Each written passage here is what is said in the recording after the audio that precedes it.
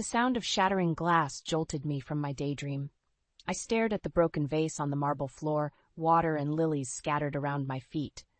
My hands trembled as I bent to clean up the mess, my mind racing with the conversation I'd overheard just moments ago. "Rodney, darling," I'd cooed into the phone earlier.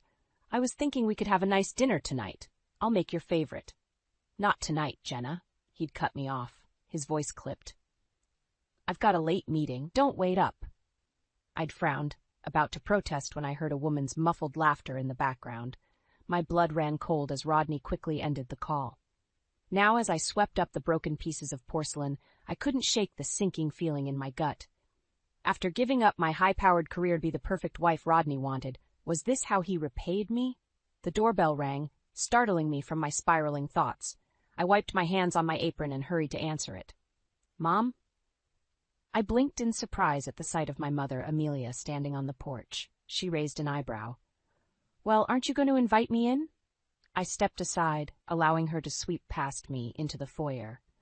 Her sharp eyes took in the shattered vase and my disheveled appearance. "What's wrong, Jenna?" she asked, her tone softening. "You look like you've seen a ghost." I hesitated, unsure how to voice my suspicions. It's Rodney," I finally managed. "I think he might be—" The words caught in my throat, but Mom's eyes narrowed in understanding. "Cheating?" she finished for me. I nodded, feeling tears prick at the corners of my eyes. Mom's lips thinned into a hard line. "That bastard," she muttered. "I never liked him, you know. Always thought he was too slick for his own good." "Mom," I protested weakly, "we don't know for sure." "Oh, please," she scoffed. "A woman knows these things, Jenna. You're not stupid. What did you hear?" I recounted the phone call, my suspicions growing with each word. Mom listened intently, her expression darkening. "Well," she said when I finished, "there's only one thing to do now." "What's that?" I asked, dreading her answer. "We catch him red-handed," she declared, a glint of determination in her eye. "No son-in-law of mine is going to make a fool of my daughter." I felt a flicker of hope at her words. "But how?" Mom's smile was positively wicked. "Leave that to me, dear. I didn't spend 40 years married to your father without learning a thing or two about men and their indiscretions." Just then my phone buzzed with a text from Rodney. "Working late again tonight. Don't wait up." I showed it to Mom, my heart sinking. She read it quickly, then looked up at me with fire in her eyes. "Perfect," she said. "We start tonight." As we began to plot, I felt a strange mix of excitement and dread. Was I really ready to uncover the truth about my marriage? And if Rodney was cheating, what would I do? The sound of a car pulling into the driveway interrupted our scheming. Mom and I exchanged a panicked look. "Rodney's home early," I whispered. Mom squeezed my hand. "Remember, act natural. We'll figure this out together."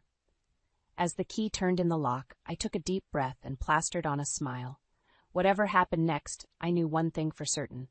My life was about to change forever. I drummed my fingers on the steering wheel.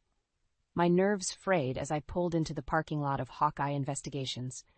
The neon sign flickered ominously in the twilight, matching the churning in my stomach. "You're doing the right thing, Jenna," I muttered to myself, gathering the courage to step out of the car. The bell above the door jingled as I entered the dingy office. A grizzled man with a 5 o'clock shadow looked up from his desk, eyeing me warily. "Can I help you, ma'am?" I swallowed hard. I need to hire a private investigator." He gestured to the chair across from him. As I sat, he introduced himself as Frank Hawkins. "So what seems to be the problem?" he asked, leaning back in his creaky chair. I took a deep breath. "I think my husband is cheating on me." Frank's expression didn't change as he pulled out a notepad. "Tell me everything." As I recounted the suspicious phone calls, late nights at the office, and the woman's laughter I'd overheard, Frank jotted down notes. When I finished, he looked up at me with a grim expression. "I'll take the case, Mrs. Lane, but I have to warn you, you might not like what I find." I nodded, my throat tight. I need to know the truth. After discussing rates and logistics, I left the office feeling both relieved and terrified. As I drove home, my phone buzzed with a text from Rodney. "Great news. Found the perfect house. Can't wait to show you tomorrow." My heart sank. How could he be planning our future while potentially destroying our marriage? The next day, Rodney practically bounced with excitement as we pulled up to a charming two-story home in an up-and-coming neighborhood. "What do you think?" he asked, grinning like a schoolboy. I forced a smile. "It's lovely, dear." As we toured the house, Rodney rattled off its features: gleaming hardwood floors, a gourmet kitchen, a spacious master suite. But all I could think about was whether he planned to bring his mistress here. "We could start a family in this house," Rodney said softly, wrapping his arms around me from behind. I stiffened, guilt and anger warring inside me. "About that," I began, turning to face him, "I think we should see a fertility specialist before we make any big decisions." Rodney's brow furrowed. "Why? We're both young and healthy." It's been a while, and nothing's happened," I explained, hating the lie but needing answers. "I want to make sure everything's okay." He hesitated, then nodded. "All right, if it'll make you feel better." As we left the house, my phone buzzed. It was a text from Frank. "Got some preliminary info. Meet tomorrow?" My stomach clenched. "Everything okay?" Rodney asked, noticing my expression. I plastered on a smile. "Just Mom checking in. So about this house." We spent the drive home discussing finances, with Rodney assuring me we could afford it with the savings I'd been squirreling away. Little did he know, those savings might soon become my lifeline. That night, as Rodney slept peacefully beside me, I lay awake, my mind racing. What would Frank's investigation reveal? And if Rodney was cheating, could I really go through with buying this house, knowing our marriage was built on lies? Just before dawn, I made a decision. I'd go through with the house purchase. It was a solid investment, affair or no affair. But I'd also start preparing for the worst. As the first rays of sunlight peeked through the curtains, I slipped out of bed and headed to the home office. It was time to dust off my old resume and see what opportunities might be out there for an ex-corporate powerhouse turned housewife. Whatever happened next, I'd be ready. Rodney Lane might think he held all the cards, but he was about to learn that his perfect little housewife had a few tricks up her sleeve. The sterile smell of the fertility clinic made my stomach churn as Rodney and I sat in uncomfortable silence, waiting for Dr. Patel to return with our test results. I glanced at Rodney, noticing the sheen of sweat on his forehead. Was it nerves about the results or guilt over his suspected affair? "Mr. and Mrs. Lane?" Dr. Patel's voice startled us both. She entered, a somber expression on her face. My heart plummeted. "I'm afraid I have some difficult news," she began, her voice gentle. "Based on our tests, it appears that conceiving naturally will be extremely challenging for you." I felt the air leave my lungs. Despite my suspicions about Rodney, a part of me had still dreamed of having a family with him. "What's the issue?" Rodney asked, his voice strained. Dr. Patel hesitated, then looked directly at Rodney. "The problem lies with you, Mr. Lane. Your sperm count is extremely low and motility is poor. It's highly unlikely you'll be able to father children without significant medical intervention." The silence that followed was deafening. I watched Rodney's face crumple, a mix of shock and devastation etched into every line. For a moment, I forgot about my anger and suspicion, reaching out to squeeze his hand. "There are options," Dr. Rao Patel continued, outlining various fertility treatments and their success rates. But I barely heard her. My mind was racing. If Rodney couldn't father children, then how? "We'll need some time to process this," I heard myself say, standing abruptly. "Thank you, doctor." The drive home was tense, Rodney gripping the steering wheel so tightly his knuckles were white. When we finally pulled into our driveway, he turned to me, his eyes red-rimmed. "Jenna, I'm so sorry," he whispered. "I know how much you wanted children." I swallowed hard, torn between comforting him and confronting him. "It's not your fault, Rodney. These things happen." He nodded, then surprised me by pulling me into a fierce hug.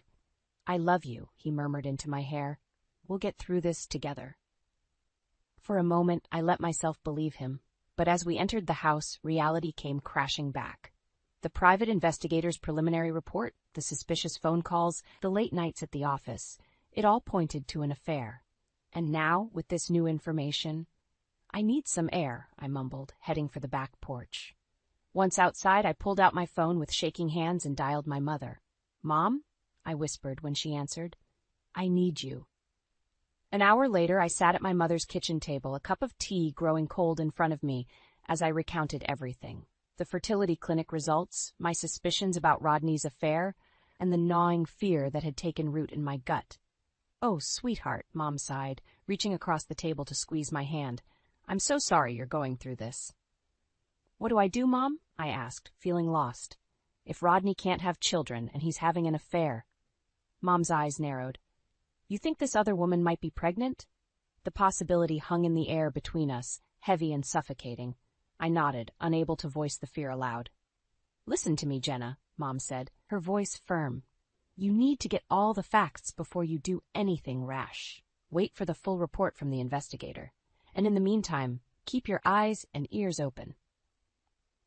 I nodded, feeling a renewed sense of determination. "You're right. I need to be smart about this."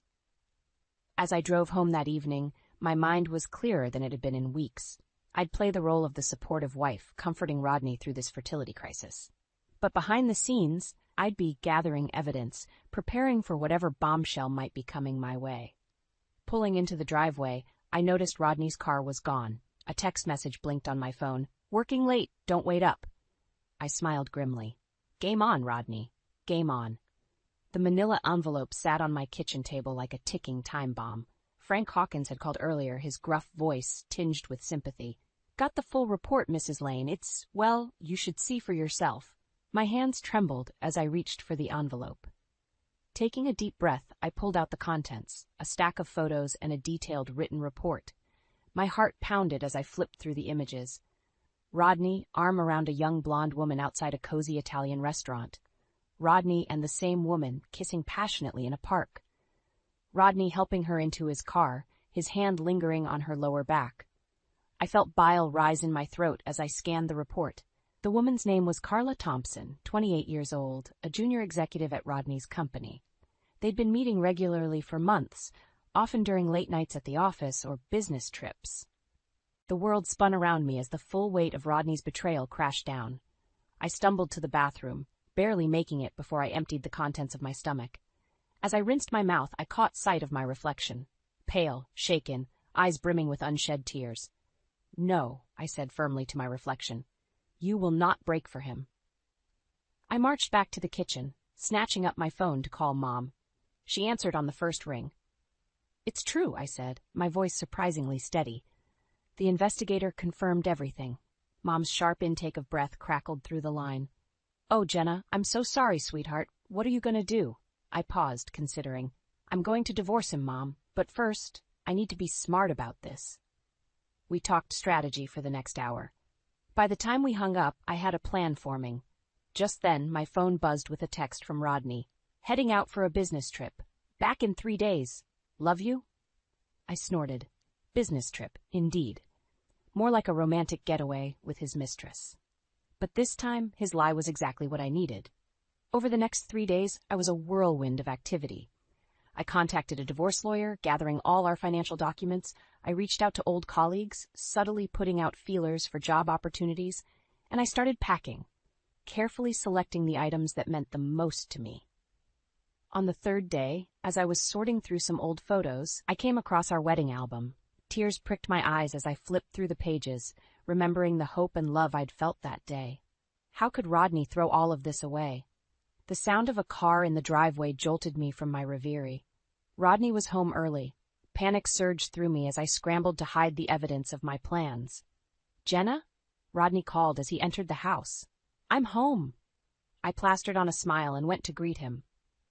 "Welcome back, honey. How was your trip?" Rodney's eyes darted away guiltily.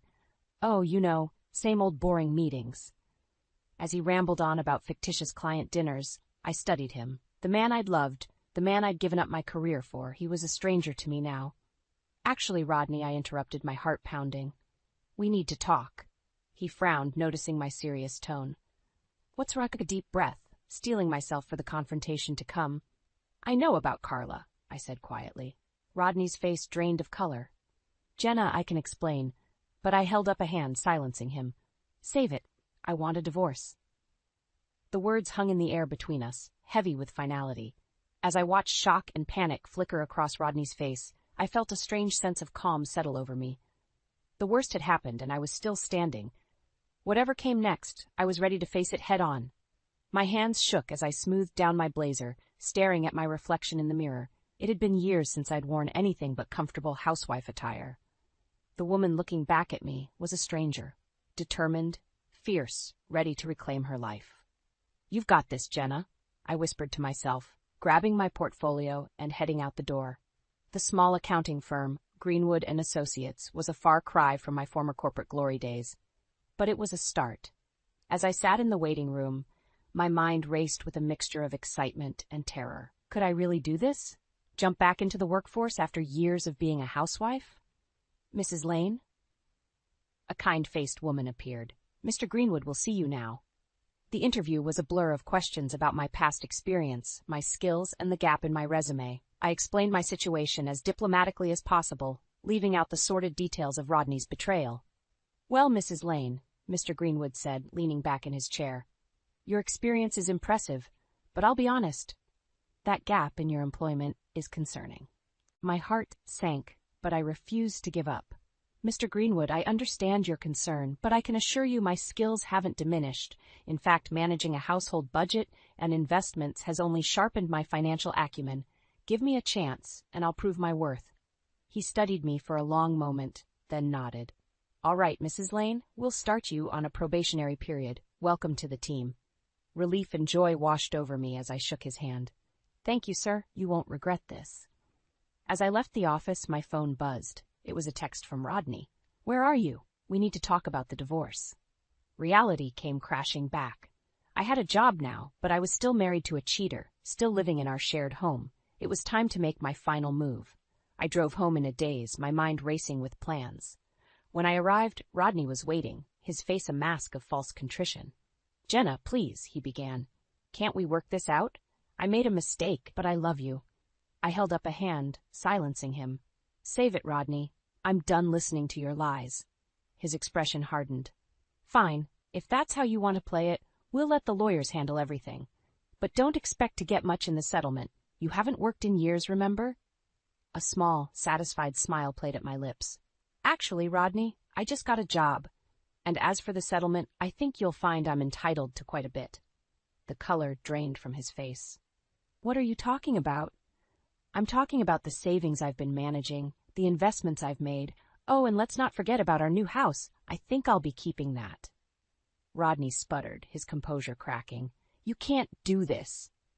"Watch me," I said, my voice steel. "Now, if you'll excuse me, I have some packing to do." I brushed past him, heading upstairs to our bedroom. As I pulled out my suitcases, a strange mix of emotions washed over me. Grief for the life I was leaving behind, excitement for the future ahead, and a burning desire for justice. My phone buzzed again. This time it was my mother. "How did it go, sweetheart?" I took a deep breath, looking around the room that had been my prison for so long. "It's done, Mom. I got the job and I'm leaving Rodney tonight." There was a pause, then Mom's voice came through, filled with pride and determination. "That's my girl. I'm on my way to help you pack. It's time to start your new life, Jenna." As I hung up, I caught sight of myself in the mirror again. This time, I recognized the woman staring back at me.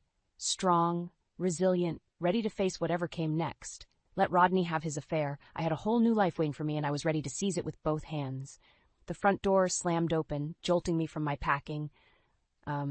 Rodney's voice boomed through the house. "Jenna, where are you?" I froze, my heart pounding. This wasn't how it was supposed to go. I was meant to be gone before he returned from his business trip. Steeling myself, I descended the stairs. The sight that greeted me in the living room knocked the wind out of me. Rodney stood there, his arm wrapped possessively around a young blonde woman. Carla, I presumed. Her hand rested on a slightly swollen belly. "Well, well," Rodney sneered. "Looks like the little housewife is trying to run away." I straightened my spine, refusing to be intimidated. "I'm not running, Rodney. I'm leaving. There's a difference." Carla giggled, the sound grating on my nerves. "Oh, honey," she cooed. "Did you really think you could just walk away after everything Rodney's done for you?" Rage bubbled up inside me. "Everything he's done for me? You mean like cheating on me? Lying to me? Making me give up my career?" Rodney's face darkened.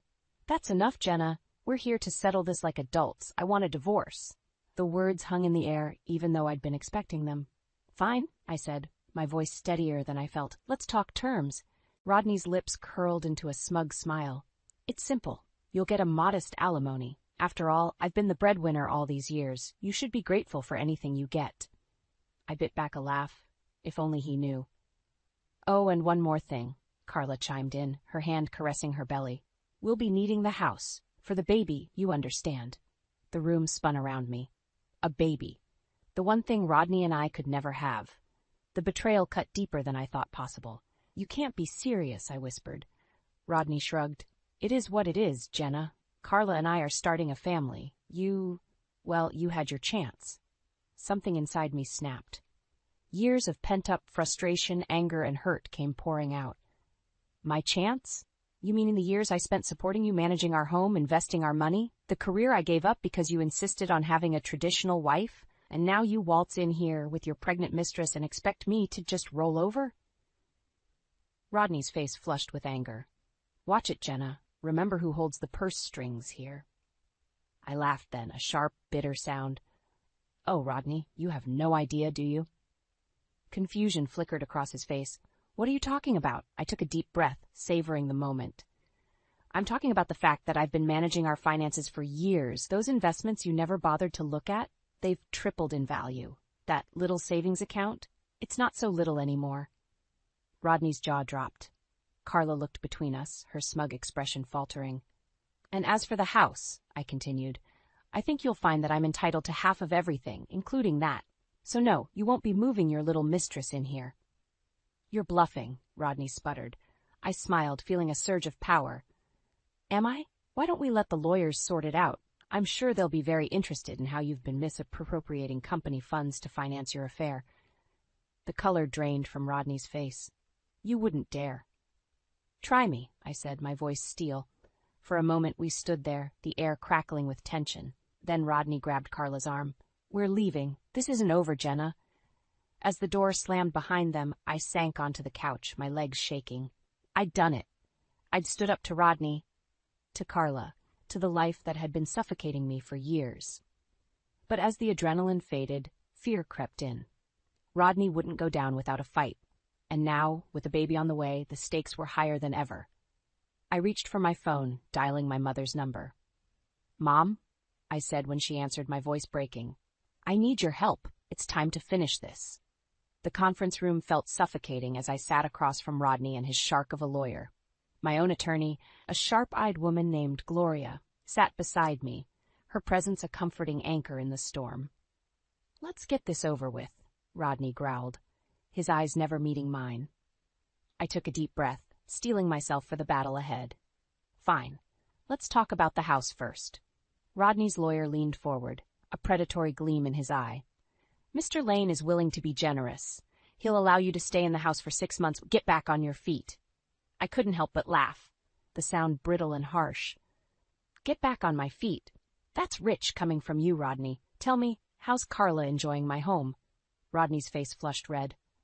Leave her out of this. Gentlemen, Gloria interjected smoothly. Let's focus on the facts. The house was purchased with joint funds, and Mrs. Lane has been managing the household finances. She's entitled to her fair share. Rodney's lawyer scoffed. Fair share? She hasn't worked in years. What could she possibly contribute? I felt a surge of anger, but Gloria's hand on my arm kept me grounded. Actually, she said, sliding a folder across the table, Mrs. Lane has been quite busy. These are records of all the investments and savings she's managed over the years. The room fell silent as Rodney and his lawyer pored over the documents. I watched Rodney's face pale as he realized just how much I'd been doing behind the scenes. This can't be right, he stammered. Oh, it's right, I said, my voice steady. And there's more. I want the house, Rodney, not just for 6 months, for good. His head snapped up, eyes blazing. You can't be serious. What about Carla? The baby?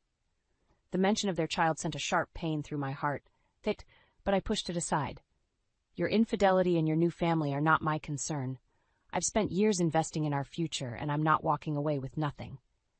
Rodney's lawyer whispered urgently in his ear, but Rodney waved him off. He spat. Take the damn house, but don't think you're getting anything else. I exchanged a glance with Gloria, who nodded encouragingly. Actually, Rodney, there's one more thing. I want half of everything. including your company stocks. The color drained from Rodney's face. You can't touch those. They're in my name. Gloria cleared her throat. Actually, Mr. Lane, given the length of your marriage and Mrs. Lane's contributions to the household, she's entitled to an equitable distribution of all marital assets, including your stocks. Rodney leapt to his feet, his chair clattering to the floor. This is insane. I won't let you ruin me. I stood slowly, meeting his gaze. Ruin you? Like you ruined our marriage? Our future? Face it, Rodney. You underestimated me, and now you're paying the price. For a moment, I thought he might lunge across the table at me, but then something in his eyes changed. The fight drained out of him, replaced by a cold, calculating look that sent chills down my spine. You want to play hardball, Jenna? Fine, but remember, I know things about you, too. Things that could make your life very difficult. My heart raced, but I refused to show fear. Is that a threat, Rodney? He smiled, a cruel twist of his lips. Let's call it a promise. You push me too far, and I'll make sure you regret it. As Rodney stormed out of the room, his lawyer scrambling to follow, I sank back into my chair, suddenly exhausted. Gloria squeezed my shoulder reassuringly. You did well, Jenna. But this isn't over yet. Are you ready for what comes next? I closed my eyes, thinking of everything I'd been through, everything still to come. When I opened them again, I felt a new resolve stealing my spine. I'm ready, I said. Whatever Rodney throws at me, I can handle it. It's time to finish this, once and for all. The doorbell rang, its chime echoing through the empty house. I took a deep breath, smoothing down my blazer before opening the door. Rodney stood there, a shadow of the man I once loved, his face haggard and eyes bloodshot. Come to beg for the house back? I asked, my voice steadier than I felt. He pushed past me, stumbling into the foyer. You ruined me, Jenna. Are you happy now? I closed the door, turning to face him. Ruined you? What are you talking about? Rodney laughed bitterly. Don't play dumb. The company demoted me, sent me to some backwater regional office, all because of your little stunt with the divorce proceedings. A pang of guilt hit me, but I pushed it aside. I didn't do anything except stand up for myself, Rodney. Your choices led you here. He whirled on me, eyes blazing. My choices? What about yours? You were supposed to be a wife, not some corporate shark. The old Jenna might have flinched at his words, but not anymore. I was both, Rodney. I managed our home and our finances. I made smart investments while you were busy with your affair. Don't blame me for your failings. Rodney's face crumpled. How did you do it? How did you outsmart me? I sighed, suddenly feeling very tired. It wasn't about outsmarting you, Rodney. I just paid attention. I learned. I planned for our future while you planned for a different future, didn't you? He sank onto the stairs, head in his hands. What am I supposed to do now? Carla left me. The baby. It wasn't even mine.